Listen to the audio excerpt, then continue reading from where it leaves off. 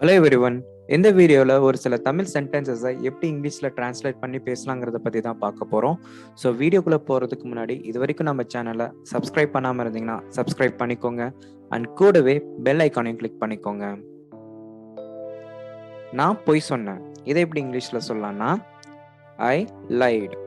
ஐ light. என்னால் பல்வலியை தாங்க முடியல. இதை எப்படி இங்கிலீஷில் சொல்லலாம்னா I couldn't bear toothache.